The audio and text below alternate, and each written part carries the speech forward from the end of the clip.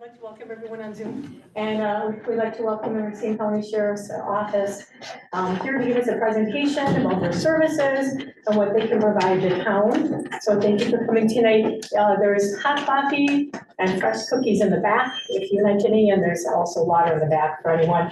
Bathrooms right outside the hall. So after the presentation, we will take some question and answer. If you can please keep it to just a couple minutes. We're not here till 10.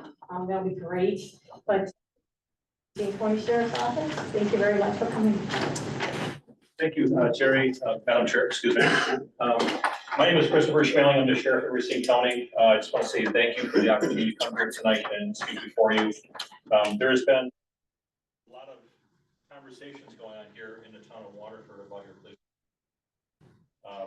Your town has asked me to assist them with the policing services, which we have always assisted our neighbors. In fact, that this past summer, we helped out the city of Racine substantially in the summer before that because they were experiencing a large amount of crime and other things where they needed some assistance. But tonight, we're asked to come here tonight. We have Captain Getsky, who is here tonight to assist us with the needs of our computer system, Captain Carrie Madrigal, Lieutenant Mike Llewell, and we also have, go ahead and introduce yourself. Lieutenant Mike Spiegel. There you go. So we're all here tonight to answer your questions afterwards. The good news is, folks, I can talk fast. I'm sure we have all the things to do. I think there's Monday Night Football going on a little bit later, probably 1 at 10. So I'm going to talk fast, but we're going to also open up time for questions from all of you as well. So we are the Racine Sheriff's Office, contracting for law enforcement services within the Sheriff's Office. So what is contracting exactly? Racine Sheriff's Office provides a fee-based law enforcement services in the towns, villages, and Racine County. We have a number of those that we currently provide throughout Racine County. I've heard a lot of people say in the past, well, you know, my tax bill reflects payments to the Sheriff's Office. Why on earth would we want to pay more money for services we're already paying for?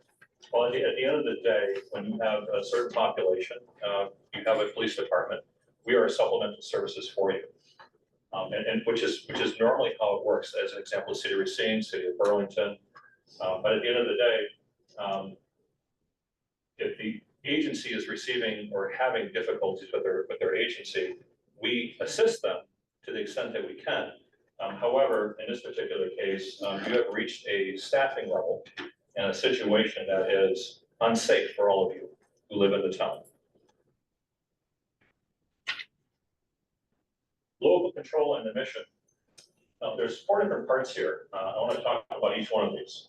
Local control over the amount of services and hours that fit your community needs. So when you look at what we provide, I'm just going to back up just a moment. So about how many years ago was it? Captain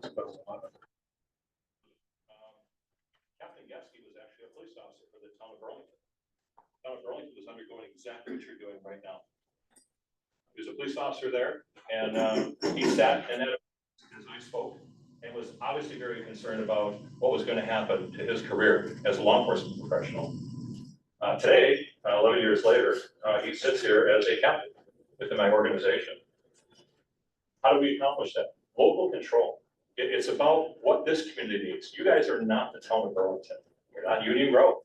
You are the town of Waterford. And when you talk about establishing the local control of what policing services you want, the amount of services you want, the services that you want, the services that you need, and that is what we do that fits your community. Moving to the right, the collaboration on determining the focus and the needs of the local community is very important about communication. And one of those things is what we're doing right now. We're talking about what it is that we offer for the town and the things that we could provide to our community, all the while communicate those needs. The enforcement of local, city, and town and village ordinances. Currently, right now, as a deputy sheriff, we would write citations right outside this door. We'd write them as county witnesses, meaning that the vast majority of that money goes back to the county. As sheriff's deputies employed by you for your town, we'd write underneath the town ordinances, meaning that those revenue dollars go back to this town. Now, what does that mean? If you really think about this, when we have specialized units, as an example, perhaps Mr. McReynolds, you complain about traffic along the roadway. It's high-speed traffic, you want something done. I have a traffic interdiction squad that can come in and we'd write citations to calm that storm. All of those dollars, the vast majority of those dollars go right back to the town, as opposed to being written as county ordinances, to be written as town ordinances. So those dollars go back, right back to you. To the right of that, local leaders work directly with the sheriff's office, ensure the municipality's mission is being accomplished.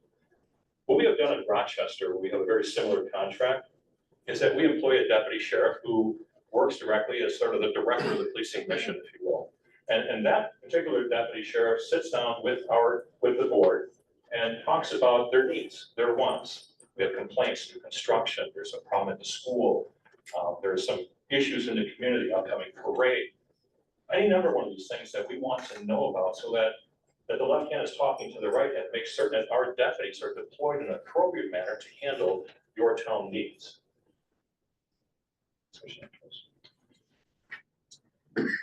Limited liability.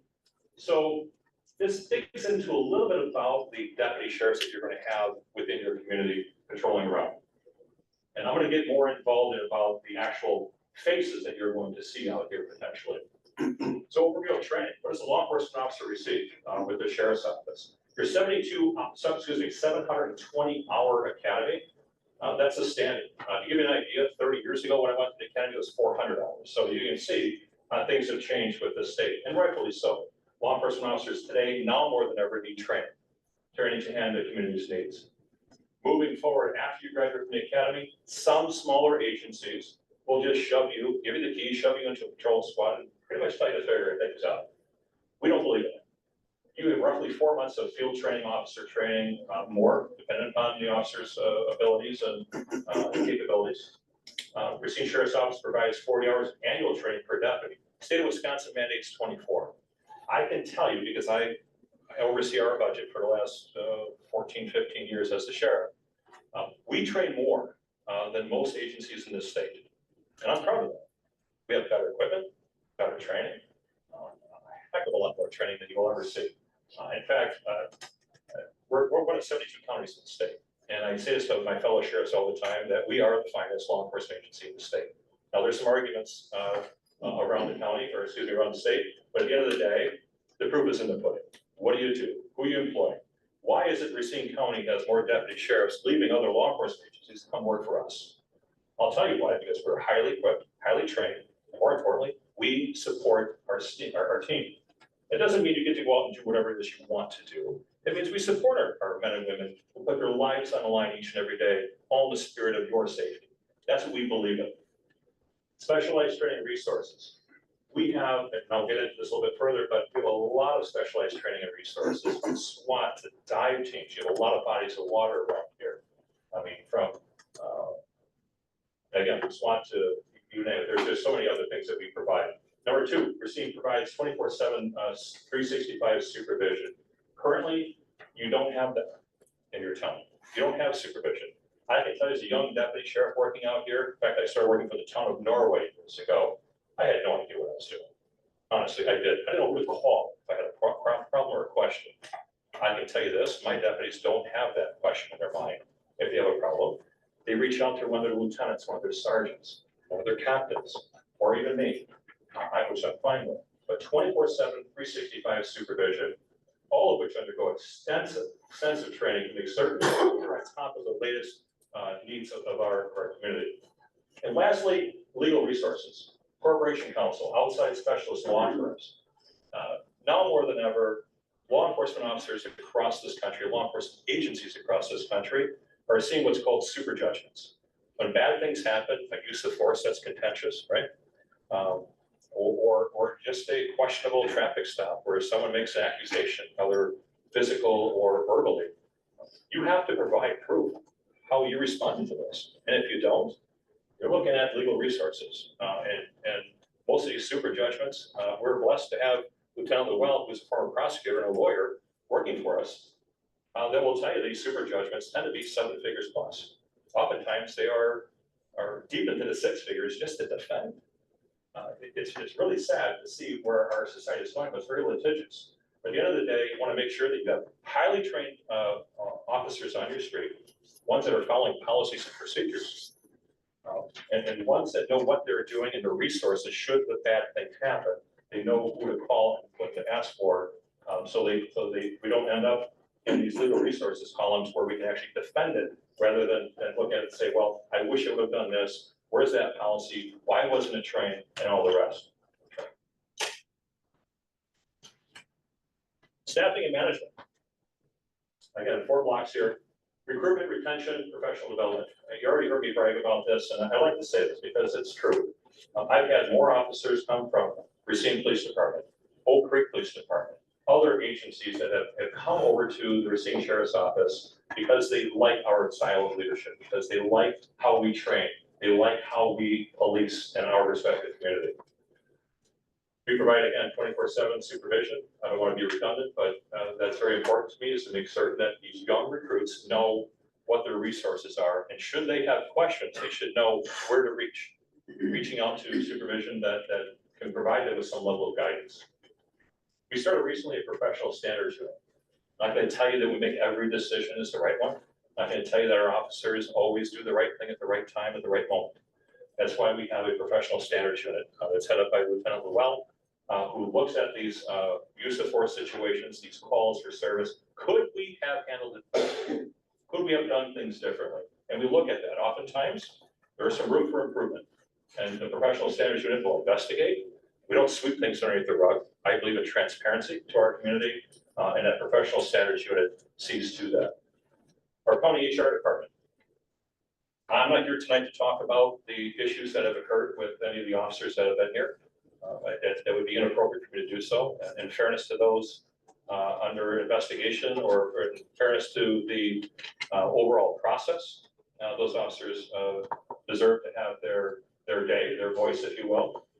So I'm not going to answer any questions tonight about that, but I will tell you the county has an extensive and robust HR department who handles a lot of those issues, handles a lot of the legal issues in terms of how an employee who is being represented and has been accused of something can go through that process to make sure that they are receiving their due process.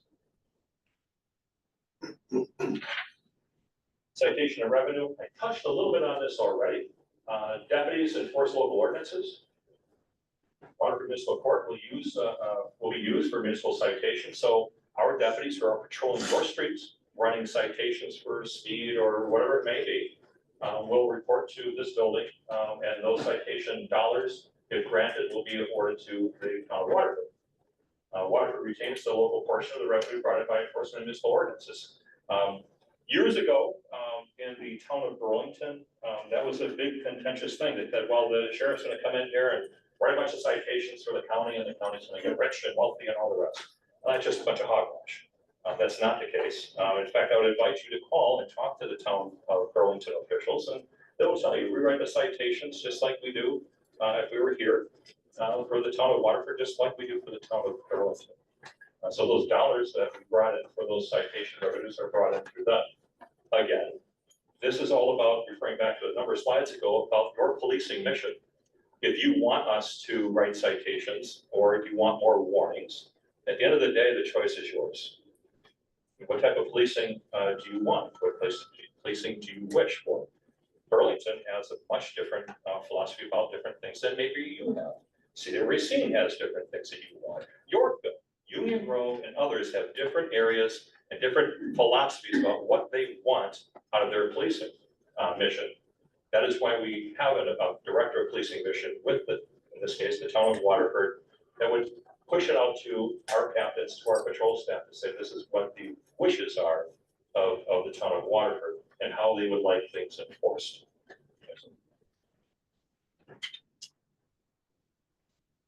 So fiscal savings and reducing expenses. The physical infrastructure, this is sort of I guess, a known commodity. We're not looking to build another building. We have a beautiful facility here. I don't think there's anything that needs to change here in that regard. Support services and manpower savings. You're looking at your support services here already. The manpower savings, I mean, we're not looking to hire a police chief. We're not looking to hire a lieutenant or a sergeant. We already have all that infrastructure in place. I've talked extensively about the things that we need And limiting liability and financial risk, body cameras. You don't have body cameras. I can't imagine what it would look like today if one of your officers were involved in a use of force situation. I would certainly side with them if it was appropriate to do so, but it's really hard to defend. You can't prove it. Look around the country today. I'm going to tell you, Ferguson, Missouri, Minneapolis, Minnesota, just to name a couple. You don't have a body camera that shows what we do out there. I don't know what to tell you when you end up in a deposition. I've been there and it's challenging. Having body cameras is paramount. And I can tell you, body cameras, just looking at your agency as a snapshot, I'm not a sales rep for body cameras, just want to clarify that. But I will tell you, body cameras for your agency on an annual basis for 5 officers is about $40,000 to $50,000 a year. That's maintaining that. That is a situation where you're looking at cloud-based storage. There's a lot of information gets stored. So you imagine officers showing up to your call for service. That's usually a domestic violence situation. There's kids running around. The officer's videotaping, right, on his body camera. He's seeing kids. Maybe somebody's not appropriately dressed. All of which needs to be redacted at some point. We have a news meeting here tonight. All right, there you go. Journal Times. Channel 4. Okay, Channel 4. So this gentleman is going to be asking me for body camera footage, right? I have to go back and redact that. Who does that? I have to have a staff member do that. It requires a lot of time, a lot of labor, and all the rest. So you're looking at, and in your agency, I would suspect you're going to have to bring these forward. You're going to have someone who has to redact all that information. Not to mention the police reports too. Body cameras, one thing. Police officers write reports based on body cameras. So if things line up, things are accurate, you have to redact that information as well before we send it off to this gentleman from Channel 4. All of which requires time and attention and energy and an employee. And I can tell you, I have a team of people in our records bureau that all they do is just that. I can't imagine what that looks like for the town. We're going to have at least one person committed to that. Liability. Here's the thing with liabilities. And again, I'm not a lawyer. Mike certainly is, but I will tell you, if you don't have these things in place, it makes it really challenging to defend yourself. I can tell you a lot of stories about body cameras, how it saved us from litigation, but it still required time and energy from my team to prove it. Be able to pull out that camera, redact certain things, and be able to show that this is what happened, not the way you called it.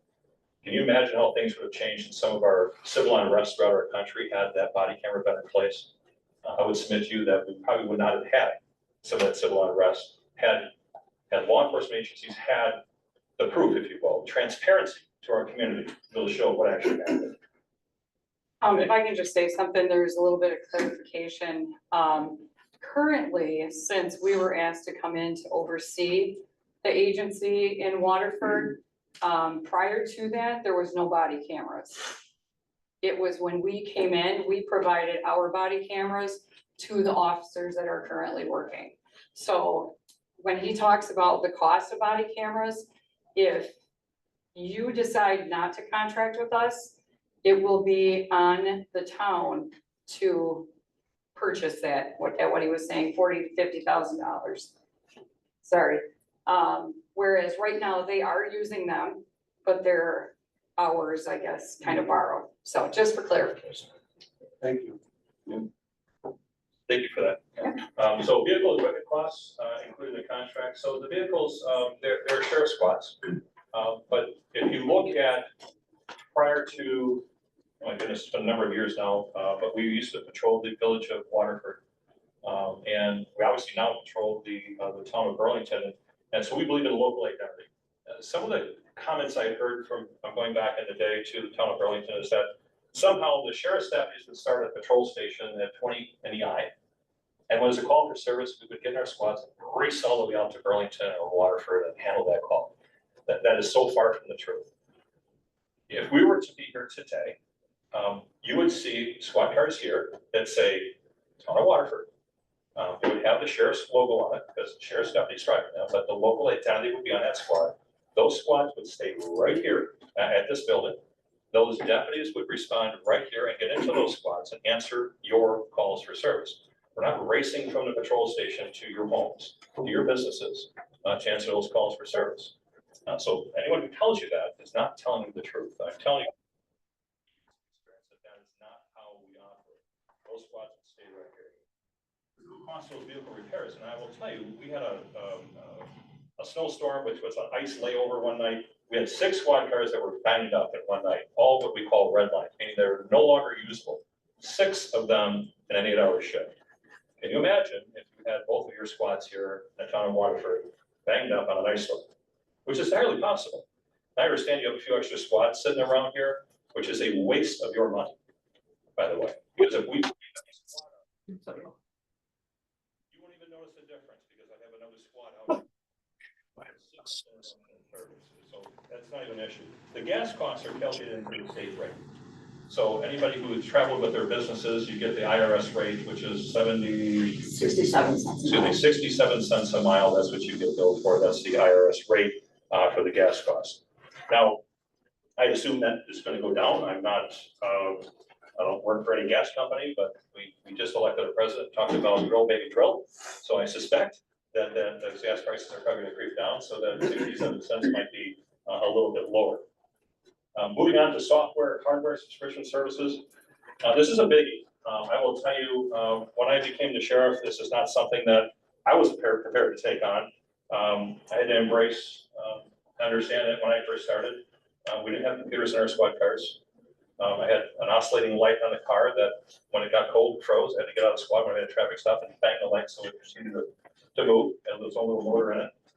Now we have all kinds of body cameras and all kinds of equipment that requires software and hardware subscriptions, which I firmly believe in, by the way, but nonetheless, they are a cost. Axon is our body cameras. We talked a little about that and the costs associated with that. Cell phones in the squads is often that we have to communicate. Our supervision, deputies have questions. I can go into this call, what do you think, what should I do, all the rest. Cell phones are important, calling back victims of crimes, these sort of things. MDTs, mobile data terminals, those are right in our squad cars. We're on license plates, we type our reports. Oftentimes I hear people say, well, why is that deputy sitting over at Burger King? Why is he sitting there? For an hour and a half he was there. Well, did you know he was writing a report? Actually got his lunch break. That squad car happens to be his office. So, or his or her office. So nonetheless, that MDT is in that squad car. That is their office, if you will. Anyone that's working in an office with a computer, you understand what that means. That's where you do your typing. That's where you pretty much have your lunch and all the rest. So MDTs in the squad car. Microsoft licensing kind of speaks for itself. There's a lot of licenses that have to be updated throughout all the software we carry and various other law enforcement related software systems. A lot of this has to do with criminal investigations as well, tracking different things that we use for software, cell phones, gray keys, all these other different things that we use to solve crimes.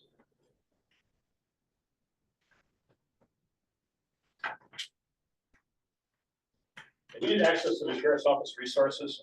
I'll tell you, I think the prime example of this particular slide, the reason why we wanted to put this on here, increased access to our mobilization resources, particularly during crisis events. We had an elderly woman walk away, Karen.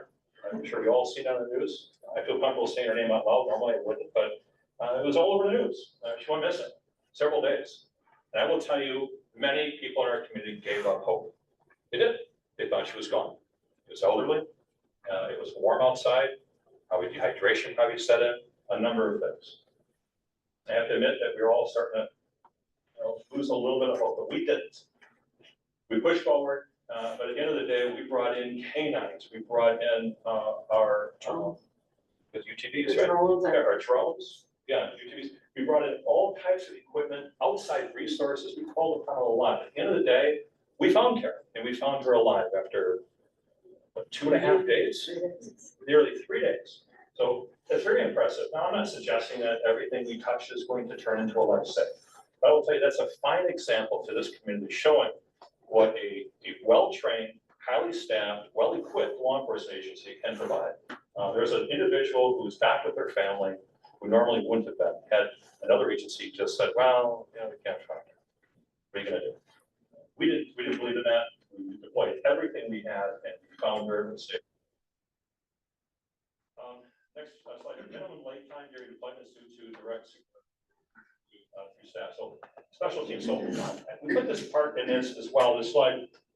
Many of my teams within an organization, such as SWAT, dive team, they have specialized equipment in their squad cars.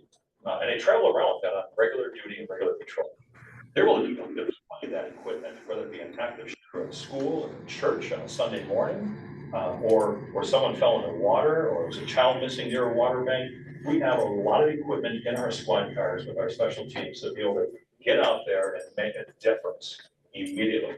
Not coming from Highway 2994 from the east end of our county, where there are many of these deputies who are highly trained in these different disciplines, have that equipment necessary in their cars to be able to make the difference in that particular call. Again, accountability and transparency. I know we talked a bit about this already, and it might be a bit redundant, but certainly worth repeating. You know, accountability, transparency, daily workload tracking. You know, I'm not suggesting for a moment that I have every deputy sheriff doing everything they're supposed to be doing every moment of every time, every day, right? I have employee issues just like everybody else. But I have daily workload tracking, meaning that we have sort of an activity log and a system where if I have a deputy who wants to fall asleep on duty and drive around and do nothing, my supervision team picks up on that immediately. What are you doing? Where are you at? We have GPS in our squad cars. We can see if he or she is doing their work, not parking behind the building and taking a nap. That's not what we do. So we're able to take a look at that track load. And I'm not suggesting you have to be out there writing your own mother a ticket every night. That's not what we're about. But we need to be out there patrolling, right? In your neighborhoods, looking at your garage door to make sure someone's not rummaging through your car when you're sleeping, rummaging through your garage. Making certain that we're checking on business doors, that something might have been unlocked. I worked out here in Waterford years ago, or pulling on doors at night, finding unlocked doors. Oftentimes it proved to be nothing.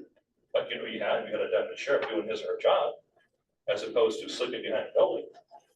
So it's important that my supervisors knew what I was doing. I had to report a log on there, what I was doing. I called it on their radio. There was communication. There was checks and balances to make certain that the police that you employ, that you pay for out of your tax dollars, are doing what you want them to do at 2 in the afternoon or 2 in the morning. The ability to run internal reports and data analysis, that is really important. So when you come here at a board meeting and say, what the heck is going on about this? What's going on about that? Who's checking this? Who's checking that? I have the ability to run internal reports and data analysis to really show you exactly what we're doing. And if there's room for improvement, I'm all ears. Let's hear it. Command staff providing regular, recurring updates, reports to local leaders. Local leaders are your members of the board that normally sit there. Those are individuals that want to know what it is they're paying for on a monthly basis or they could ask us for those. We have comprehensive reports that say, here's how many traffic stops you made. Here's how many miles we drove in your community. Here's what it's costing. Here's how much revenue we generated. I know no one likes to talk about revenue generated law enforcement. At the end of the day, let's face it, citations, there's revenue. And that is a positive part, right? But that's not our focus. But at the end of the day, it's important to show that there is revenue generated in this community. And again, competitive 24/7 supervision. And when we fall short, we have our professional standards unit to be able to look into deputy sheriffs who fall short of our standards.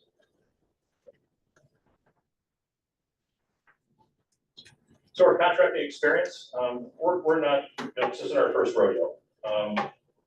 7 municipalities, Waterford, Village, obviously back in the day, Town of Burlington, Village Union Grove, Rochester, Dover, Raymond, and obviously Elmwood Park. And hopefully at some point we could add a ton of water to this. There is no doubt at the end of the day that the sheriff's office has had, well before my time, I've been here for 30 years, we've been contracting policing services well before me, and I'm certain we'll be doing it well after I'm gone. But we provide an exceptional service to our community, and typically at a cost savings that you can afford. Community connection. This is one of my last slides that I'm going to share with you. I hear a lot of people talk about, well, we want our local police. We want those local faces. There's nothing wrong with that. I think that's a brilliant idea. I love that. But I'm glad that people talk about this because we excel here. So if you look at the community connection, I have 10 deputy sheriffs that call the village and town of Waterford their home. That's not counting our retirees, my former chief deputy, lieutenants, sergeants, captains. I have all kinds of people who are retired who live in your community. I have 10 deputy sheriffs that call Waterford their home. They go to church with you. The kids go to school with your kids. They stand in line with you at the shopping center. And overall, we have 40 people between Waterford, Burlington, Rochester, Mill Lake, and Michigan. All deputy sheriffs that are currently sworn underneath my authority today, they're out here doing all the things that is talked about at school, at church. They're doing all the things. So to suggest for a moment that we are the outsiders coming in is ridiculous at its face. The reality is, your current police department, I'm not here to make fun of anybody. These are facts. These are stats that are real. Do your own research, because I did mine. You have one one officer who lives in Waterford. He's a retired deputy who works part-time on your water patrol. The others live outside of Waterford, in this county or outside the county. So suggest that there's no local identity here. The proof is in the pudding, ladies and gentlemen. So I'm going to wrap it up here and return with Q&A. Agency overview. I just want to give you all just a little bit of idea of who we are and what we're about. I just might go without saying, but agency overview is staffing levels. Sworn, you can see for yourself, investigators, captains, chief deputies. I don't want to go through all these numbers, but you can see for yourself here. I would call ourselves a medium to large size law enforcement agency, probably the third in the state, fourth to some degree. I don't call it Milwaukee because they're like the state of Milwaukee. Corrections, obviously we manage a jail, so I have a whole corrections division, as you can imagine, but correctional officers, not only just work in the jail, but during extreme emergencies, I pull them out of the jail during searches. And they have joined arms and went shoulder to shoulder with our deputy sheriffs to do searches for missing adults, missing children. So I have a lot of extra staff in my hands to kind of pull in, should the emergency arrive. Civilians, I count heavily upon my civilian staff to assist us with all the extra things. So I talked a little bit about open records requests, who does that? I'm not going to have a deputy sheriff do open records requests when I could have civilians go through those things, but nonetheless, these are all costs that the county incurs. These are all resources that are available to all of you, and should the need arise. Again, overview and divisions. We obviously have a jail division, which is obviously overseeing the jail division. Kind of speaks for itself. Support services oversees all the records. We talked about that. Court security, conveyances, administrative support functions. Our operations, and that's pretty much what I'm kind of really talking to you about tonight, is patrol enforcement, investigative functions, and specialized enforcement. These are one of those things that even my county board kind of looks at and says, wow, specialized enforcement, we really do spend this money on all this training, all this extra equipment? And the answer is yes. And if you don't believe me, ask the family of Karen, who we found recently. Did I need all those drones? Did I need those canines? Did I need all those staff members to go out there and find her safely, bring her back home? It's that level of specialized enforcement. It's one thing to have the equipment that we carry on our belts and all the rest, but it's another way to have someone who actually knows how to use the stuff and available to come in and do it efficiently and effectively and come up with a positive result. We can all go, wow, thank God. And that's the type of team that I have with specialized enforcement, between the teams, the training, emergency management, overseeing large scale events, whether it be civil unrest in your streets or a parade that went bad or whatever it may be. We here at the Racine Sheriff's Office stand at the ready. So I believe this is my last slide. Other than this, I think this is almost my last slide. Then I'll stop talking, let you talk. Again, operations, patrol, investigations, Metro Drug Unit. This is important to me, Metro Drug Unit. I started my career in the Metro Drug Unit. I used to work undercover narcotics back in the day. My first night out in on the west end of this community, I won't say where I was at, but I will tell you I bought cocaine and marijuana my first night out as a 22-year-old deputy sheriff in this community. I find that pathetic. And it always stuck with me after 30 years that the Metro Drug Unit is alive and well 30 years ago, and it's alive and well today in my leadership. And we're going to continue pushing that crap out of our community. Water patrol is something we do in most of our Lake Michigan predominantly, but we do have a dive team should someone end up in the water that we're able to get out there and deploy some really great stuff out there to make a difference in that call. Contractual law enforcement services, one of the things we're talking about tonight. Child support liaison at deputy friendly, sort of outreach, trying to get back into our schools. You've probably seen our deputy friendly, Crystal Venegas at the county fair. out there, bicycle helmets, things like that. So we try to do as much as we can with community outreach to the extent that financially we can. The last slide you're going to have is sort of a overview, if you will, of the sheriff's operations. This sort of culminates everything I've been talking about tonight. But with that said, I'm going to just start off with this before I turn it over to Madam Chair to questions and answers. But the way I see it, this town has two options. You can rebuild your law enforcement agency today.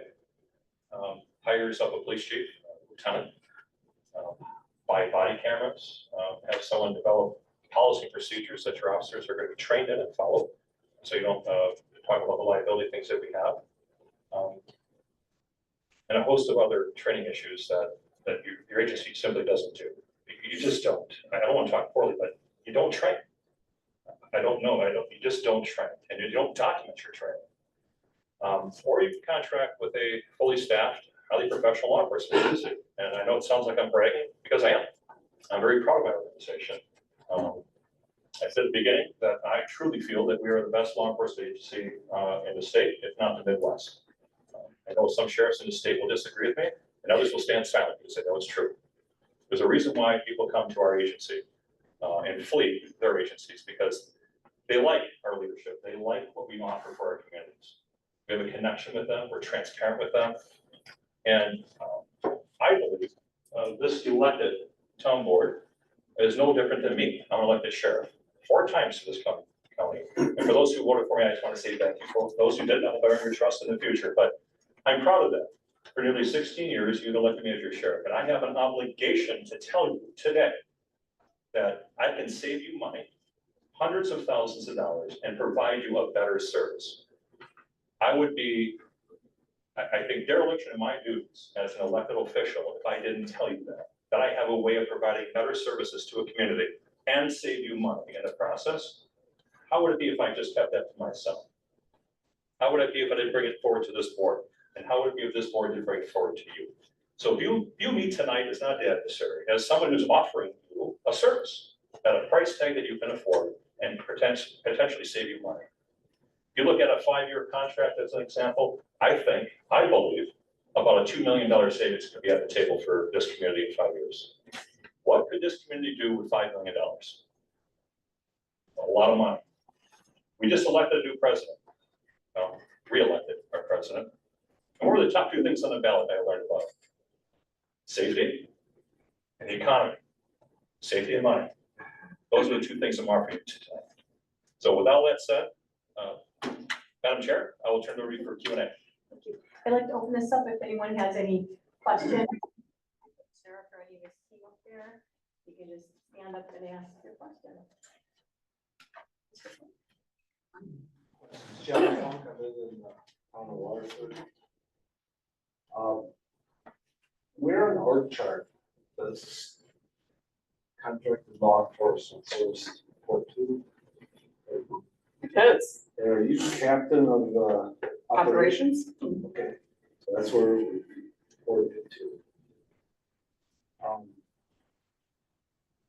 Negotiating a contract, what's that process? Is it team negotiation on your part, on our part, on your part?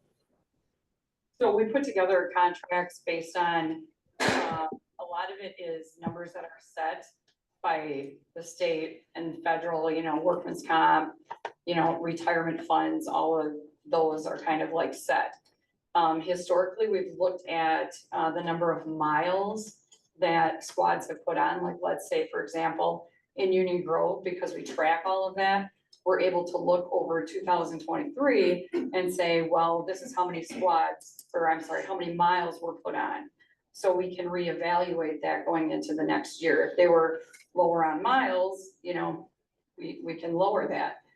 That being said, historically, they've had a lot of times where they've wanted more miles put on the squads, and I never really understood that. Because I'm like, you really just want us like running around and putting miles on versus I'd rather see less miles and more stops, more stopping out at businesses, checking in with people. But a lot of it, it's a little bit dependent also upon if there is a 1-year contract versus a 3 or 5-year contract. that can make a difference in, our deputy sheriffs have different steps. So when I got hired, not quite 30 years ago, but 20 some, we'll say, there was 10 steps. So I had to be on 10 years before I was a top paid deputy. So right now it's down to 7 steps. So depending upon, and I say this because there's other contracts that have contracted with us for multiple years for a lower step payment, you know, like it's the deputy pay that you're actually going to pay. So there's some things that are a little negotiable in there. A lot of it is just, it's set because it's the price of group insurance. It's the, you know, the stuff that correct. Well, as an example, the town of Burlington wants 2 officers on at all times. And they demand a different level of policing services. They want so many miles on, they want certain foot patrols, and those are things that we sit down with them and negotiate. So Okay, staffing per shift. Staffing per Yep. shift is gonna change the amount.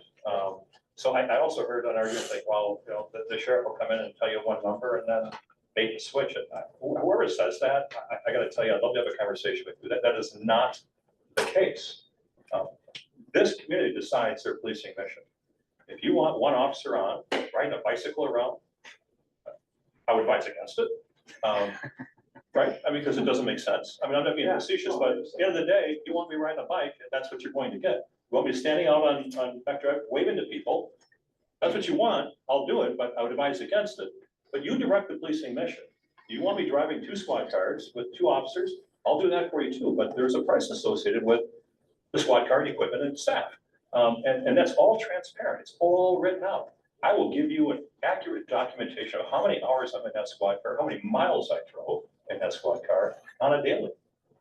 I'll tell you how many calls for service I had, how many traffic stops I made, how much revenue came in. Those are all things that are transparent. We're here tonight not to swindle you, to overcharge you. If you believe that, you shouldn't vote for it. No, seriously, that's not who I am. That's not who my team is. But at the end of the day, it's my job to offer you a better service. And I say that not in despite of anybody who works for the town of Waterford. The police officers out here put their lives on the line just like I do. And I'm not here to disparage them at all. I recognize them, they do a tremendous job. I am just here tonight to tell you that I do a better job. My team does a better job. We are highly equipped, highly trained, and I can save you money. So if I can give you better safety at a price that's cheaper than what you're paying, don't you think it would be wrong for me not to say this tonight? Don't you think it's wrong for the town not to tell you about this? And don't you think all of you owe it to yourselves to save yourselves some money? What do you choose to do with that savings? It's up to you. I told you, I think it's gonna be $2 million in 5 years. Build yourself a new park, add on to your school, do whatever, give it back to the taxpayers. Do what you choose to do with it, but nonetheless, you're operating in the black, not the red. And business owners need to love that. I would love to see safer streets out here in Waterford. I used to call Waterford my home as well. We moved for personal reasons, not because of any of this. I moved for other reasons, because of family, but I used to live out here in the town, and I loved it. It's a great community, and it's meaningful to me, and I want to make certain that it stays that way. And as a taxpayer, a former taxpayer out here, I'd love to have seen cheaper services, better services, but yet at a cheaper price. Yeah, one last thing, and that has to do with, you know, I look at hard and soft. When I look at the policing, the hard stuff, the enforcement, the tactical training equipment, the technology, the overall training, that's easier to get our hands around. There's data out there, there's articles, there's news media that provides a lot of insight into the hard side of policing that says, what do you have available to provide us? Now, the soft side of it, it's not as obvious. It's soft, it's community involvement, it's education of the community to help deter crime, and it's integration into the community. You were speaking about the, you know, people, the officers, deputies that live here, that's all part of that. So if you could speak any more to that, that's not as It's aggressive.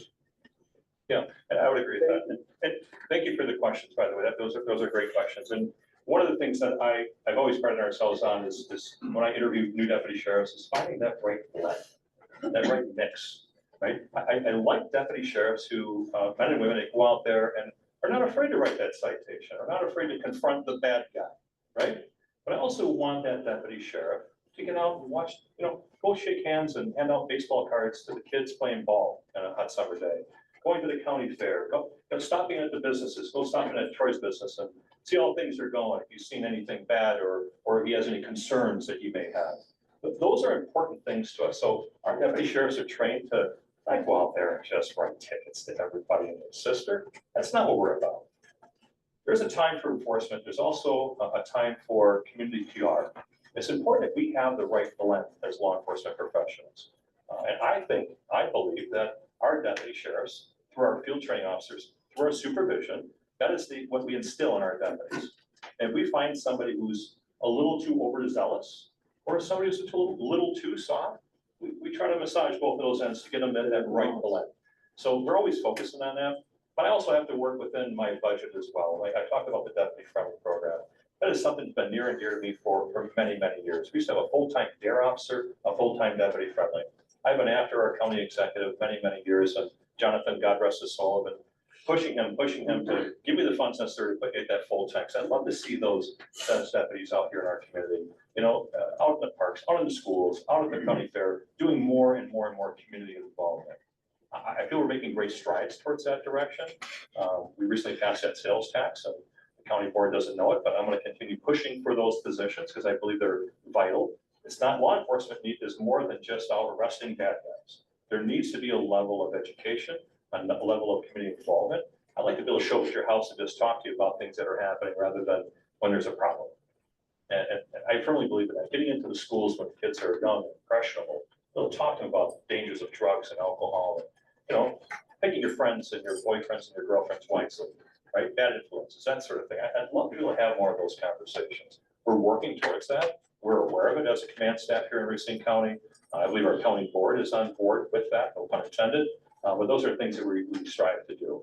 But our deputy sheriffs, from the lowest deputy sheriff to myself and everyone in between, firmly believes in the right blend of enforcement services and community PR. So thank you for that question. And I just would like to piggyback on that.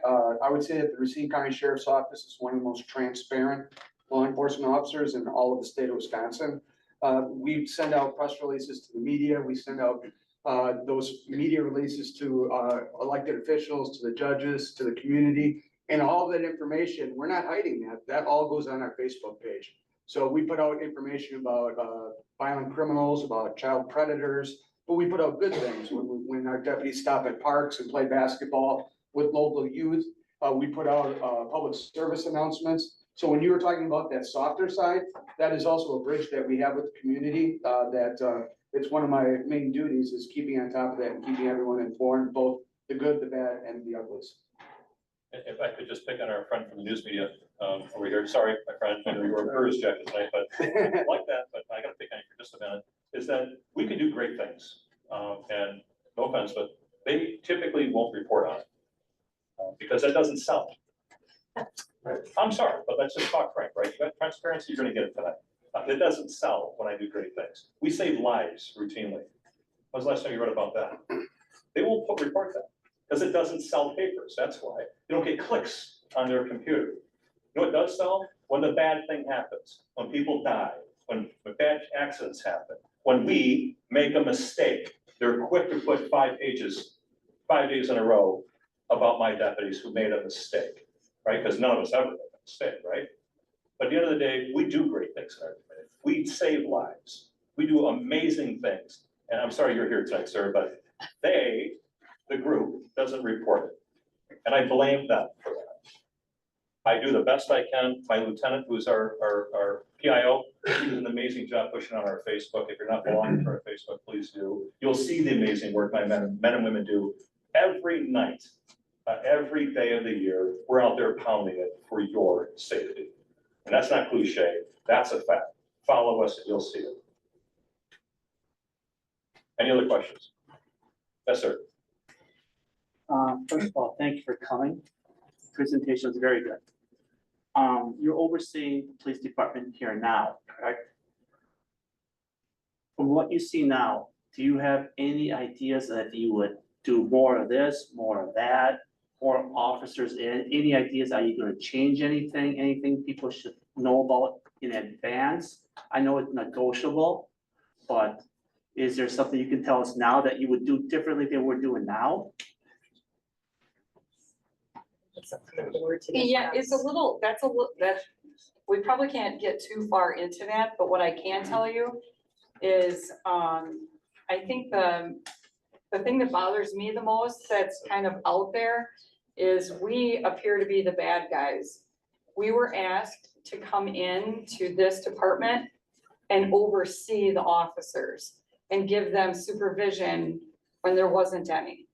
And I can tell you that had we stumbled upon things that were of our deputies doing, the same investigations would have happened, okay? We did not come in here to look for and try to diminish this agency, okay? This has been a lot of work, okay? The town of Waterford is paying for one lieutenant. That is Lieutenant Spiegel. He is my right-hand guy on patrol. Do you know how often I see him? Maybe a couple hours a week, because he's out here, okay? And we're willing to do that, you know?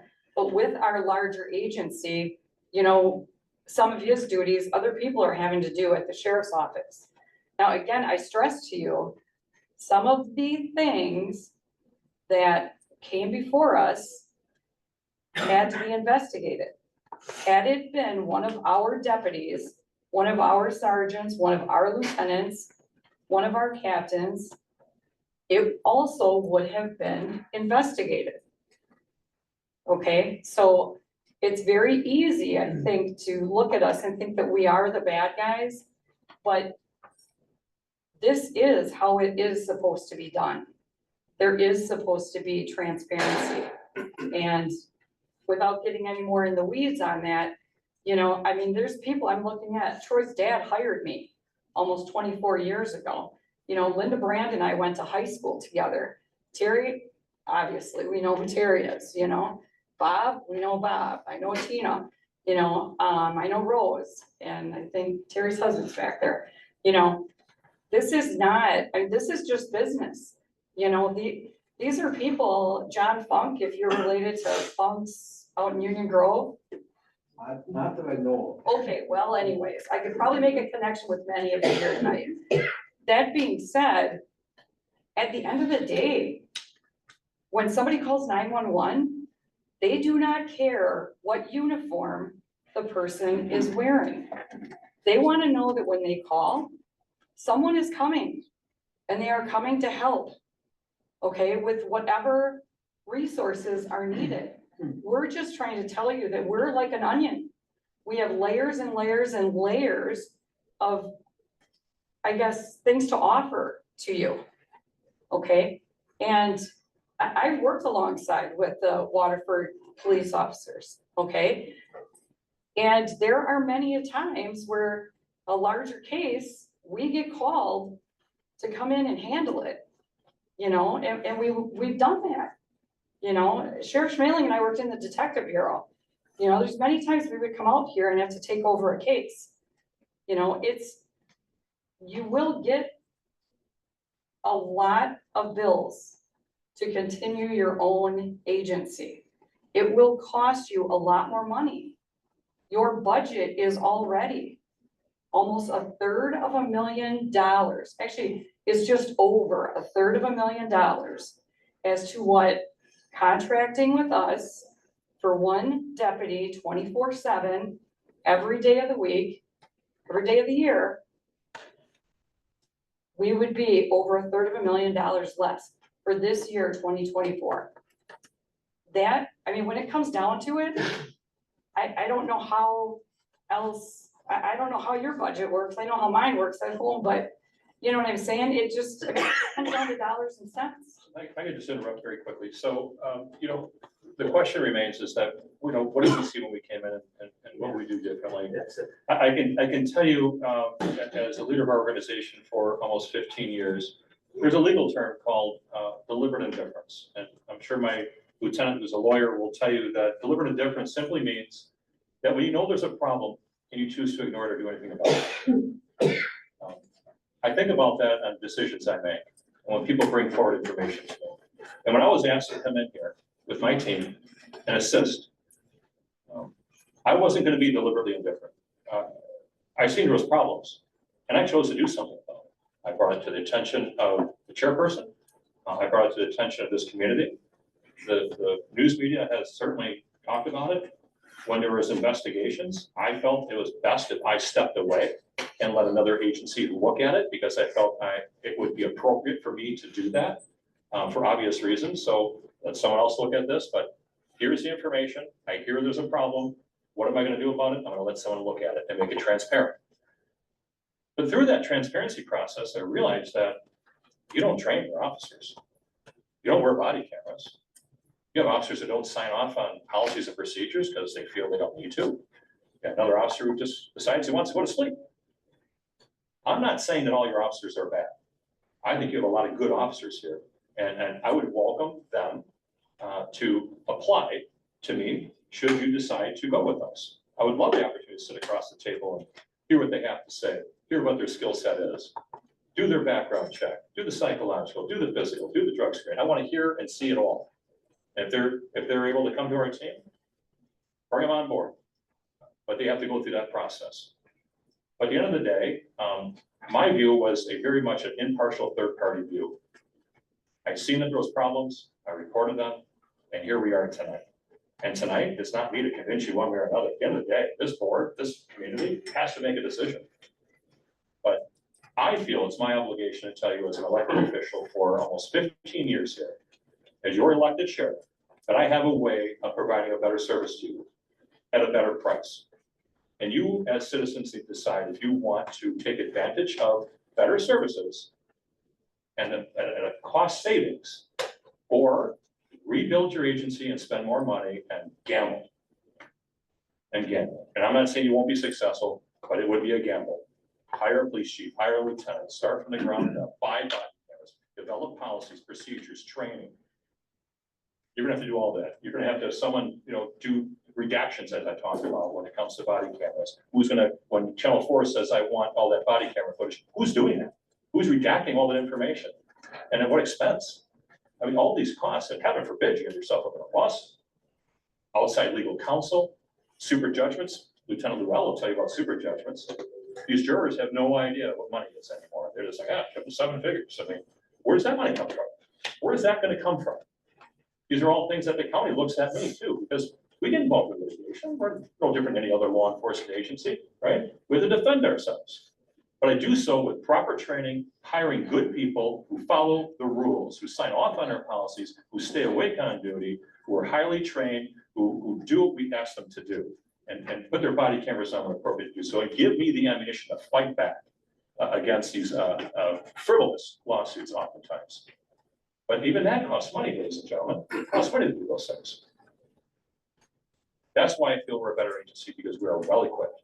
We're prepared to handle tomorrow's problems right now. Yes, sir. Aren't you guys training the Waterford PD then? I can't hear you. Said, how come you're not gonna train the Waterford PD with all your FTOs and everything else that they don't have? Who would you like me to Why train? can't we do that? Who would you like me to train? Well, why can't You have we part-time train- officers. Why can't we train you higher? Why don't you do that? Train the new hire? So you want us to train your agency? Why not? How come we can't contract you to train? Gary keeps saying that we don't have an FTO. You don't even have a We training don't have a program, sir. training- we don't have a training. Let me answer your first question before you go on for the second and third. You don't even have a training program. You don't even have an FTO. You don't even have policies and procedures in place to call yourself a law enforcement agency. And you want me to come in and just fix all that for you? Well, that's what you're gonna do anyway, aren't you? I want to bring my deputies in who are already trained and continue to train at a price that you can afford. Don't you think it starts with the town board not hiring a chief? I can hear you. I said, don't you think it starts with the town board not hiring a chief since January? where everything is just falling apart? And that's why you guys are here now? Oh, perhaps that'd be a good question for your town board. So we never get the right answer. Would you agree with me that, I mean, I'll tell you, I call 911, multiple times. We've gotten water for it. I've never seen you guys back here. Tell you that right now. How many people do you have on shift throughout a day? Out here? out here? I think 4 and 5. 4 to 5. You have to also understand that if Waterford has a police department here, I mean, we will come through this area, I mean, we can patrol this area as well. But if there's a larger call or something, there's gonna be multiple squads going to them. We're not going to spend a lot of time in Waterford when we know there's already a squad working there. Okay, so say that you guys get hired for the town of Waterford, to cover town of Waterford. Do you still, as the county, leave those same amount of police on the road? In this area as well? There would be a squad So that assigned to so that Waterford. doesn't change. Well, Correct. In addition to the squad we already have on the west end of the county, we would add another deputy that's just specifically dedicated to Waterford. So you'd still have all the same amount of deputies in the surrounding area. We would just be adding that additional deputy that's assigned to the specific area. And if I understood that, that's part of what the town would need to define is what level of coverage Correct. by shift we're asking for. Well, we're looking to propose the same coverage you have. The only difference is you don't need a police chief and you don't need a lieutenant. We will do that for you. And that comes as a savings to the taxpayer. So to answer your question, sir, you can hire a police chief. You can hire 2 if you want. But at what price tag to all of you? And at what services? I want to answer your question. We don't have numbers. Let me answer your question. Okay, and then you can fire off 3 or 4 more if you want after that. You can hire a police chief if you choose. You can hire a lieutenant and hire a sergeant. And you can spend a couple $100,000 of taxpayer money. All the while, you're going to get better services with the men and women you see at this table for less money than what you're paying now. So why would you want to spend more money for a better service? That doesn't make any sense to me. Well, again, did you bring a PowerPoint saying what we spend and what you're gonna spend? All of that information, I told you, my estimations will be about $300,000 to $400,000 annual recognized savings. The contract that we're proposing, We're not going to get into the numbers tonight, but I will tell you Well, I this. think those numbers need to come. And the numbers will come, but I think we have to have this introductory conversation about what your options are. You want to hire a police chief and a lieutenant and hire an agency and buy all these extra costs, body cameras and policies, procedures and training, which you're going to need. And additional staff to do all the redaction work and legal counsel and all the rest. Or you can contract with somebody who already has that in place. Listen, I'm not here to tell you one way or another. I'm just telling you, I'm here to provide a better service at a better price. You guys want to hire a police chief and a lieutenant? Be my guest. I wish you wouldn't. I think it's foolish. And I have an obligation, and I told the chairperson this as well, I have an obligation to bring this information forward. What you choose to do with it, if you want to spend, an extra $2 million over the next 5 years, I feel sorry for this community. Go ahead. I'm not suggesting I won't be here to help you, but I will tell you that, I don't have squad cars. You said you call 911 and you have the town of Waterford. That's great. If you call 911 underneath us, we would be there because we would be patrolling the town. Well, there's times where. But if they're not here, you're going to get one of us. And if you choose to go with us, you're going to see sheriff's deputies at your door. That's the only difference. It's a different patch. It's not a different faces and names, and your officers are welcome to apply by us. I'm not here to rip on your police department. I'm here to offer you a better service at a better price. That's all. Well, but you have been falling asleep, not showing up. Is that not true? Well, again, is it true, Jerry? You have the answer. I can tell you this, I it's can true. tell you that. I can tell you this, it's true. Your agency doesn't train its officers. Your agency has problems. I don't choose to put my head in the sand. I choose to confront things. It's called deliberate indifference. There's a problem. We choose to address it. Other people choose to ignore it. Sounds like You choose what you want to do. Is there another question you can answer? I just want to say, we will have further discussions with the board in public about all of the options, and there we can talk about what you want, what we're looking for, what kind of staffing we want. They'll go through all of that. That's not what tonight was for. Tonight's more of introductory, tell you what we're here to offer. Any other questions? Yes, sir? I would just like to jump on with that. I would agree that you're probably ripping on our officers when you go over that. Not to say it didn't happen, but you would be ripping on them. And again, we don't have the actual figures, so we'll avoid that too. What would make our community safer having you here? Because personally, I do feel safe here. So specifically about safety, why would we be any safer? What would you get safer? Well, you have a much higher level of training with deputy sheriffs here in this county. You may not see that on a daily basis. I live it, have lived for the last 30 years. Liabilities, you guys are lucky with the liability you have right now. You have no training at all. You have no documentation of the training. You don't have body cameras on anything that you do. I guess my point is, we seem to have been doing okay, and I think our community's pretty safe in general. Last great spoken words. Go ahead. Well, I guess I'm just not convinced that we'd be any safer just because we spend massive figures on body cams or 720 hours of training. No, everybody has to go through 720 hours of training. That's just Well, then I would to, assume yeah. cops that we already have done that then. Oh, well, that's, I think we're splitting hairs here. And so 720 hours of training is the actual police academy that police officers go through, every law enforcement officer in the state. So our cops are trained. Let me finish. So that's what every law enforcement officer has to have in order to be successful and be a law enforcement officer in the state of Wisconsin. The state also mandates 24 hours of training. We train nearly double that with the Racine Sheriff's Office. We have specialized teams, we have specialized training, you have one deputy, one officer who actually calls Waterford their home. He happens to be a retired deputy sheriff. I also works water patrol part-time. We have deputy sheriffs 10 of them who reside and call Waterford their home. So we have a vested interest here. We are much better equipped. I understand you feel very safe, but if you're willing to pay an extra $200,000-300,000 Well, a we don't year. know the money yet, so I would. Well, I'm telling you, I can tell you until we know approximately, the money. yeah, we don't know the money, but let's not shortcut it. It's a definite multi-hundred thousands of dollars of savings that I will save you on an annual basis. Okay, that is presuming that we get the body cams, the extra training, the chief, the lieutenant, and. No, it's not probably presuming any of that. staff. No, that's. We're basing it on your budget this year versus a contract with us next year. Your contract is gonna provide the same level of technology, training, all of that you currently have, we would be providing that, so that would include the body cams, et cetera, because that's what you expect of your force. In fact, that's pretty much a national standard. Yeah. We were shocked when we came in to learn that your officers don't have body cameras. Can I just say something about ripping on the, our officers? One thing I've learned about Sheriff Schmaling is you're very candid to the point that attorney probably asked you to pull back there, Tony.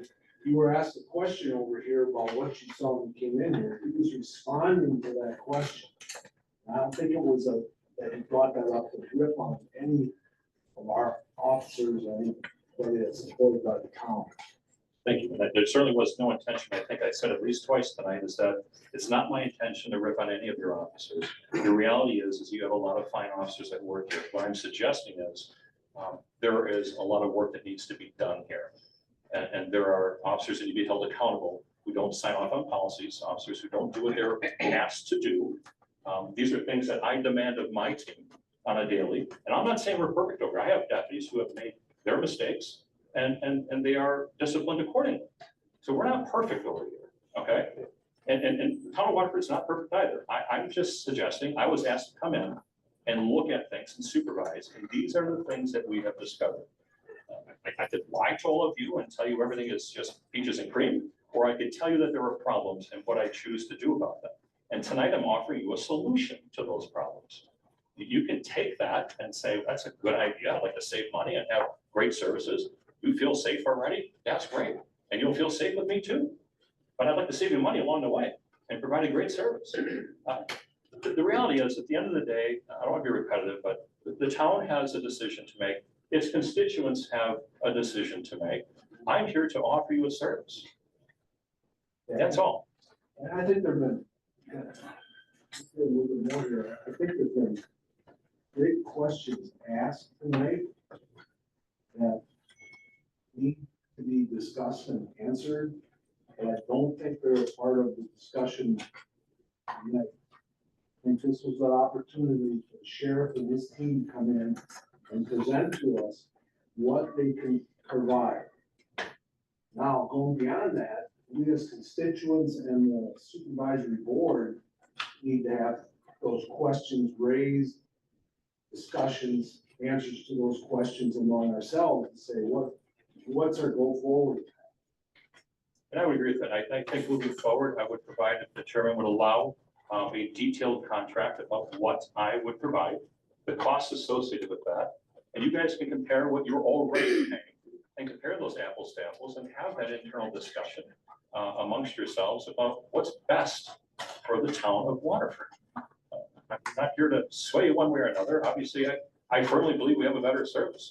I can't tell you that the town of Waterford is going to protect you any better than I, but I will tell you when a bad thing happens, I'm ready.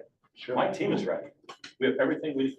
If I may, I can give you an exact example from today. Today, we had a one vehicle rollover accident. It was a van with 3 people with life-threatening injuries, and they may or may not succumb. I don't want to talk about their medical issues. But we brought in our major crash assistance team, which is called MCAT. We have several deputies who are trained at national seminars, and they have equipment called Total Station and other types of equipment where they can do a computer mapping of that accident and do a complete accident reconstruction. Now, if there's a department that doesn't have the level of equipment and training that the sheriff's office has, you're gonna have to call in the Wisconsin State Patrol, and they're highly taxed. They do accidents throughout the state of Wisconsin. We have deputies who have national certifications, who have Total Station, who can map out and reconstruct that accident. That's just a level of training and services that isn't here. Once again, we're not ripping on any officers. We just have the funds, the number of deputies and the ability to have that high level of training. If this accident would have occurred with a large truck, we have a large truck unit that'll come in and inspect that truck, be it a semi, a bulldozer, a dump truck. We'll inspect that level of that truck, that vehicle, to the level of an inspector at the Wisconsin State Patrol. That's just a sliver of the additional advanced services we can give this community for less money. $2 million over 5 years. So that's a specific example. I was asked for one. Sheriff, my name is Dennis Bertel. I live in the town. I have a question that's inquiry that's uniquely important to me, but the decision the town board has to make impacts this, and I hope this question is important to everybody here. I know you're aware we have a school resource officer at the high school. He's employed by the town. We don't know what the village is going to do. I know historically we had a Racine County SRO years ago, I believe. Yep. Is that a service you're going to be able to provide? It is, and I would encourage your SRO to apply by us. Should this. Mike, yeah, we're talking about police officers. Mike May is a wonderful asset. And I would to the high agree. school. I mean, the guy is fantastic. And I would certainly agree with that. And this is one of the things I want to talk about. You know, we talked about not ripping on your officers, but again, I want to be transparent with this group, and it's important to point out what I've seen. Right. And one of the things that to compliment Mike May is does an amazing job out there. You know, I would hope that Mike would love to apply by me someday. I would love to interview him. thank you. Does a great job. Yes, ma'am. I'm going to ask a little bit of another question. If the sheriff's department got the contract, right now this is small town, small village. We know our officers by name, whether or not you have any bad things going on in that. Okay? Is the same pool of officers assigned like to Waterford if you got the contract, so there would be familiarity? That's a very good question. So let me just give you a little historical data with that. So the town. question, please. I'm sorry? Repeat the question. Okay, so her question, I'm paraphrasing it, but you know, if we were to be awarded the contract, would we be seeing basically the same faces and the familiarity with the deputy sheriffs in this community as you are with your police officers? Is that fair enough, ma'am? Yes. Okay, the answer to that is yes, but let me explain why. So we had the town of Waterford have the very similar conversation, standing room only over a decade ago. Captain Getzky was a police officer with the town of Burlington, I mentioned that earlier, and there was a lot of contention in the room like there is today. What's gonna happen to our officers? What's gonna happen? The deputies are coming from the interstate, we talked about that. The reality is this, I showed you that slide, we have 40 deputy sheriffs in this area alone. I've been in the sheriff's office for almost 30 years, actually 30 years in May of the new year. I can tell you historically that deputies pick their assigned area typically based on where they live, because it makes sense to them. They want to be around their house, right? They want to be with their families, where they go to church, where they go to school, where their kids are at, where their wives at, where they shop.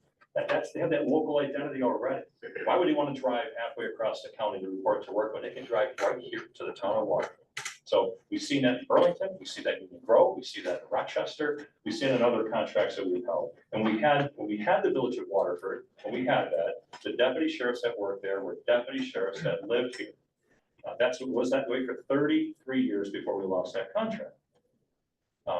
Politics were involved with that. It's not our discussion tonight, but nonetheless, to answer your question, yes, you will see the same deputy sheriffs. And if some of the officers choose to apply by us, should this town, this community decide to contract with us, I would welcome the officers to apply by us. I'm not promising anything to anybody. There's a whole process they have to go through, psychological tests, the physical agility, and all the rest. So they'd have to pass that process first. But should they do that, they would have that opportunity. And most of the time when we have those, we don't have random people that just come out here and work. It's the people that are assigned to that. You would see the same faces often. To touch on that too, we've done it where like Rochester and Union Grove, where we have a COP officer assigned to that area where a specific deputy could apply to work that area on a full-time basis, where if the community wanted a specific officer as a face of their community, you do that with Rochester and Union Grove. And to take that one step further, we talk about those community faces. Oftentimes we'll post it in our agency, and then we'll ask the town and other residents to come forward and be part of that interview process, so they can select that right candidate that fits their policing mission. And we've done that. It's had great success, and that's the person, sort of the face of our organization at that time. And they report back to us and say, this is a concern they're having. We need to address this. This is something they're applauding. Let's continue doing that. That sort of thing. It's had great success over decades. We want to take like one or two more questions and. Yeah, that would be great. Welcome. I was looking forward to hearing from you. Sheriff Schmaling and I had a couple sidebars. He was kind enough to let me bend his ear. You know, several months ago, when this issue came up, I spoke openly, publicly. And this was right after the first assassination attempt, and I got up and I said, I don't care who supplies law enforcement in the area, as long as it's not the Secret Service. Trying to put a little jocularity in there. Now, on a serious note, I think some of the board members on that, I stood up and I said, if the board goes after the sheriff, the Racine County Sheriffs for law enforcement, I will oppose it. I will fight it vehemently. Now, everybody I talked to, they never asked once, why are you like saying that? I don't have any personal grudges against anybody, but I've been out here for 26 years now, come February. I was around when we had the sheriffs. What I seen, I didn't like. Now, Sheriff Schmaling says things are different. Okay, different good, different bad. I know you guys, I've been in sales all my life, good sales presentation. I see 1,000 slides. Here's what we can do. Am I gonna get it?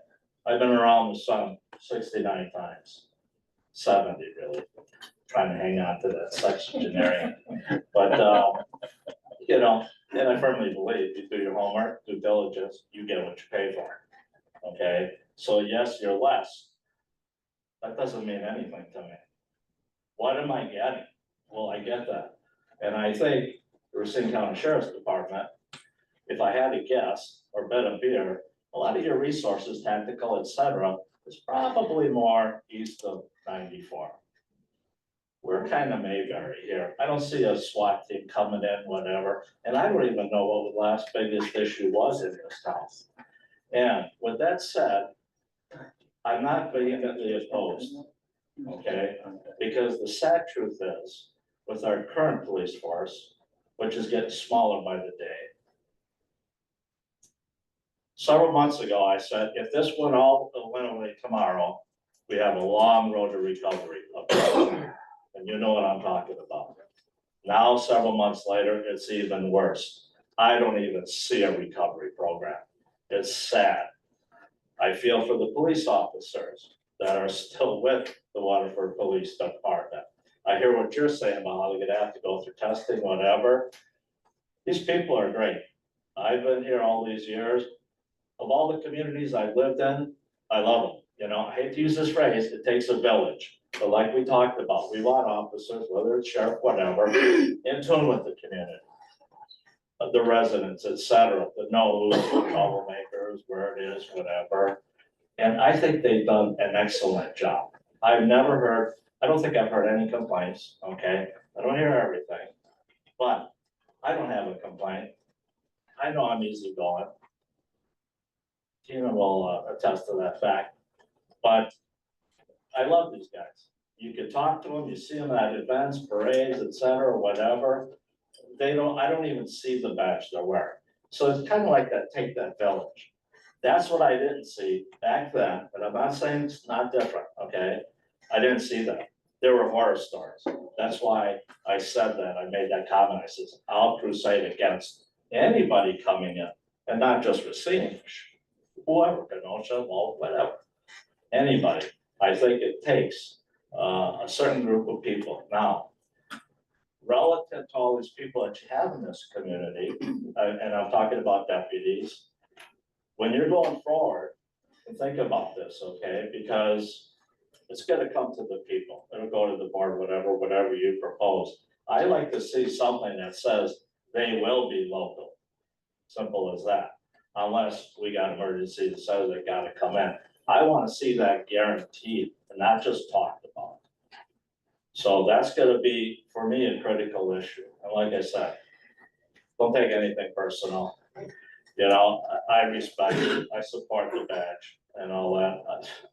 I wouldn't wanna be a cop for nothing. When I was this big, yeah, I wanna be a cop, fighter, or whatever. Today, I discourage people. Well, and maybe it'll get a little bit better going forward. But I think it's very important that you do offer that. It's gotta be in the contract. And like I said, it's unfortunate. I just don't see things getting any better. What is happening, unfortunately, and Terry's heard me say this, what we're experiencing now in the town of Waterford with the police, it's because of the sins of the father. The board didn't cause this, but the department was run very lax, like you said, everything you point out. I know you're not dissing the officers, whatever, but it was a real loose run department. Wait a second, Eddie, can you say that again? The board didn't cause this? Can you say it louder? Thank you. Not all the board members. You guys you gotta take a little responsibility, but, no, and really, you know, here, hang on to your seats, but I'm gonna pay him a compliment. I wanna thank you guys, first of all, for having something like this event. I'm not excited about this particular subject, but I wanna thank you, because your predecessor, you know, you couldn't do stuff like this and talk. You gotta have some input from the community, and you know, he always slammed the door out there. We had to go elsewhere for our information.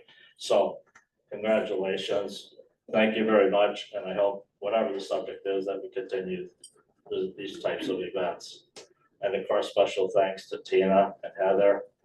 They've been running this town for the last 6 months while you guys been playing with it. 25 years.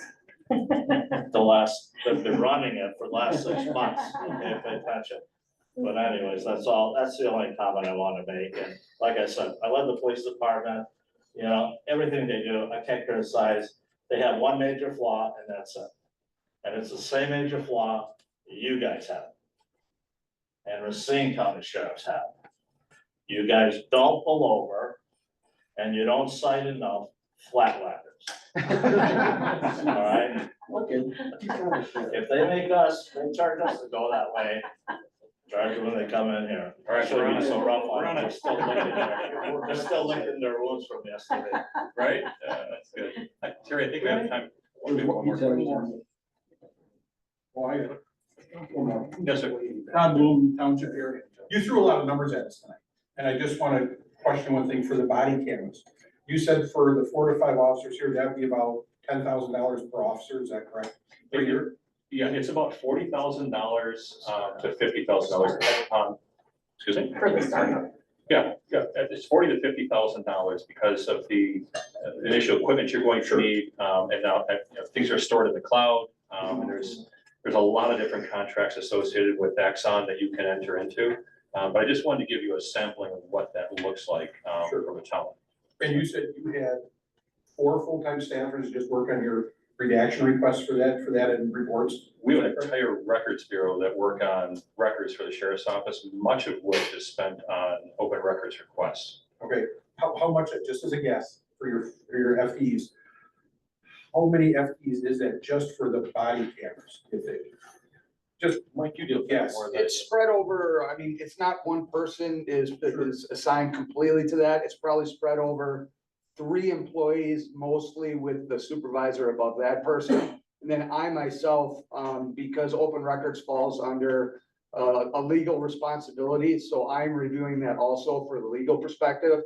There's personal privacy issues, you go into somebody's house and there's kids in there, so there's a lot of moving parts. And the law is set up, there's a presumption that the public gets open records, but then there's a lot of exclusions. So it's not just, put a blur over his face. It's just a lot more to it. So I would say 3 employees are doing the nuts and bolts of it, a sergeant over those, not a sergeant, a supervisor over those, and then I'm dealing with it also. So a total of 5. sure, and then, and each FTE is 2040 a year, right, 2,040 hours, so you're looking 10,000 hours ballpark just to go through that part of that, My estimation is you would need at least one person doing that Full-time. full-time. Okay, for this town. You would need someone to look at it, and not just the body cameras. You're talking about police reports. And then you sprinkle in a use of force that's contentious, where news media is all over it. Now you're looking at that. you know how they are. Yeah, or an employee issue, you're gonna have that. I mean, so you're gonna have, sorry, we're picking on you tonight, my friend. Sorry about that, but the reality is that they make a lot of open records requests. And it's not just our news media friends, it's also our citizens who want to know.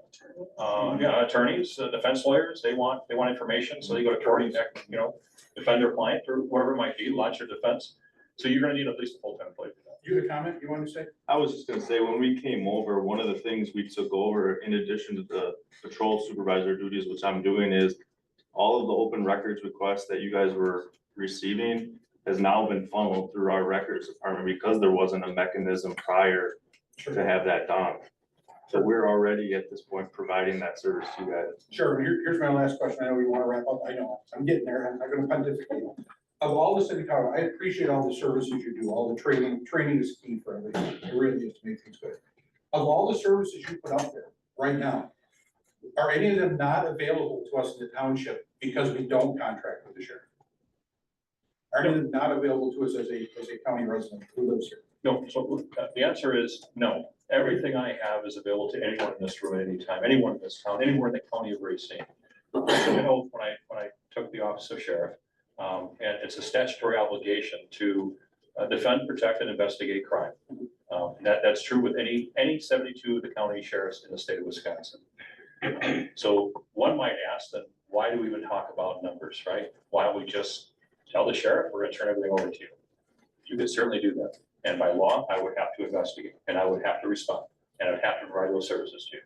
But I would tell you that as constituents, my services would be greatly delayed if I don't have the staff out here to do those things. I would have to come from another part of the county to come and render those services. So it's not just about those extra services, we're talking about some of the soft things, what about the hard things? It's the defibrillators in our squad cars when someone's having a heart attack. It's the Narcan that we put in our, by the way, we're the first county in the state of Wisconsin to put that in our squad car. So to Madison testify to put that in our squad, it's saving lives since we've done that. That's gonna come from a further distance. When you are calling 911 and seconds and minutes count, where do you want us? You want us, there's an expectation, ladies and gentlemen, you call 911, you hang up that phone and you open the door, there better be someone standing ready to render help. And the reality is that if we didn't have that contract, and you want your own police department, they would be there for you. And you said, sir, that you're safe with them, you're safe with us. I respect that, and you probably are. But at the end of the day, I feel we provide a better service. But if we're not contract, you decide not to contract, not to have your own police department, where am I coming from? I'm not around here. We might get a patrol squad rolling through here once in a while. Maybe you get lucky, but I'm not sure. I have elderly parents, and I'd like to think that when my mom calls 911 for my father, who's had 2 heart attacks already, I'd like to know that there's a deputy with a defib who can render help as soon as practical. Sure. Right? I'm not saying that luck isn't going to play on our side and a blessing from above, but at the end of the day, I'd like to go for the first sure thing. I want my tax dollars knowing that my kid goes missing, my loved one needs help, I happen to fall in bad times, I need somebody right here, right now, that someone's coming through that door, 2 o'clock in the morning, someone's hammering on your door, you want somebody at this table coming over to do damage for you, and we're prepared to do that, but I can't do that if I'm half a county away. And then you bring up another good point, sorry, so you made me think of another one.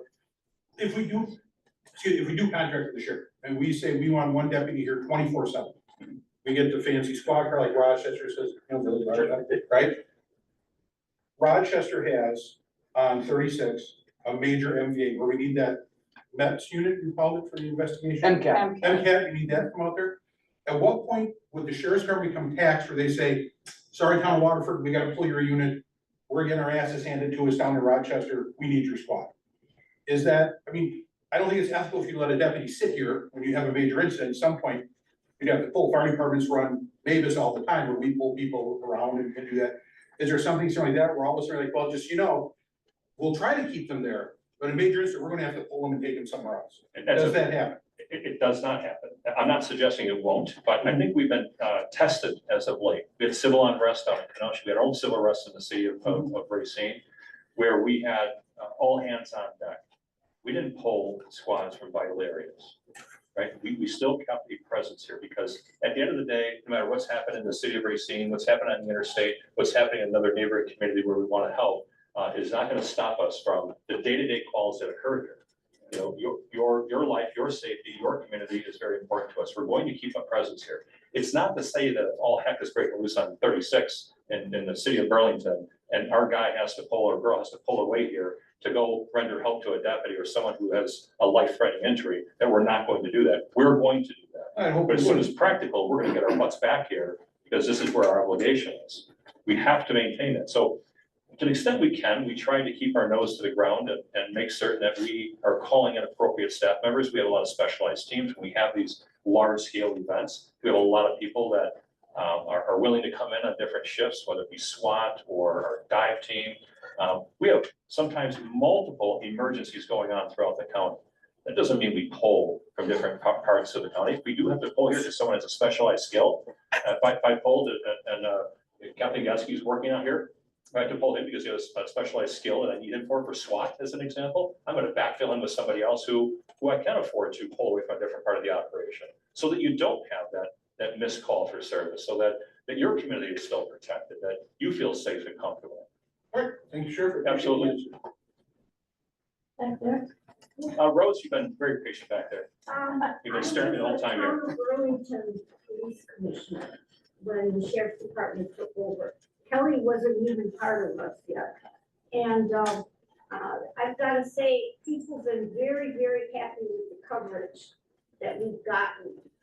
We had times when we would maybe have 3 squads, one of them would be in an accident. Some of our officers, when there was a flu epidemic going on, we had no coverage outside of the Sheriff's Department to come in. So you gotta take that in consideration too. Like I said, we've been very happy with the coverage we've had from you people. I always see the squad patrolling. I know if there's been a problem, you guys have been there right away. So we've just been adjusting that, so thank you. Thank you, Rose. And to that point as well, we talked about the flu epidemic where people fall sick. We have proud men and women in the military. They go on military leave from time to time. People having children and have to be off on family medical leave for a variety of reasons, or they just fall sick, or there's disciplines. We're able to backfill that without any notable detection and services to our community, to the respective area that we contracted for. So that does not become a burden on the town in that regard. We're able to backfill those positions with ease. We have, and it's luck we have it sometimes, we'll have 1 or 2 or 3 officers out at one time. That's okay. We just backfill it in and we don't send you a bill for it. That's just part of what you do when you contract with us. We have the staff to be able to bring in. Ideally, we like to see the same faces to your point, right? We want to see the same faces out here. We always strive for that. But sometimes, sicknesses and military leave and some other personal activities fall upon us, which requires us to pull that person and backfill it. It doesn't become a big town issue. You're like, oh, who's this new person? Somebody who's showing up at your door to take care of your problem. And so that's what we do. So thank you for that, Rose. I appreciate that. Terry? One last question. One last question? Yes. I'm sorry. Where was the way? Thank you. Thank you. Sorry, I didn't see you. Totally unrelated to most of the discussion this evening, but we did touch on it a little bit in your presentation, and that has to do with our waterways and water control. I live on the shore of Michigan Lake and observe safety violations a lot. And you indicated, you have a dive crew, which I'm well aware of, but would you have any water control coverage? So did everyone hear that question? Would we have water patrol coverage? So right now the town has a part-time water patrol coverage. It's seasonal, as you know, and it's very, very part-time. The same thing with the town of Burlington had a very similar question. And the answer is no, we don't provide that service because that is a part-time service. We do provide waterway service when there's a rescue operation because of our dive team. I would highly recommend that the town continue doing that. It sounds to me like you have a very good team already. In fact, he's one of my former deputies, Deputy Reese, who used to work on our large boats on Lake Michigan. He's very good at what he does, and he actually lives and calls Waterford his home as well. That is a very, very small operation to maintain as a town.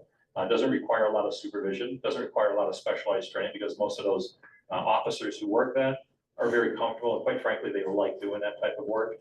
They like spending their weekends on the boats and enforcing those waterway violations. So it would be my recommendations that because we don't offer that on a part-time basis, that would be something that the town I would ask to continue doing, just like we asked the town of Burlington to do. Did you have a question, Chef? Actually, less of a question and more of a statement. It's in favor of neither, just you had asked about who responds if there is a critical incident, if it's both. Racine County Sheriffs and the town of Waterford are both part of SMART, which is the Suburban Mutual Aid Response Teams. So that is an option where they could ask for a call if they get help from 75 or more of the other agencies that are part of SMART to handle other calls for service or to handle basic level stuff like a perimeter or search or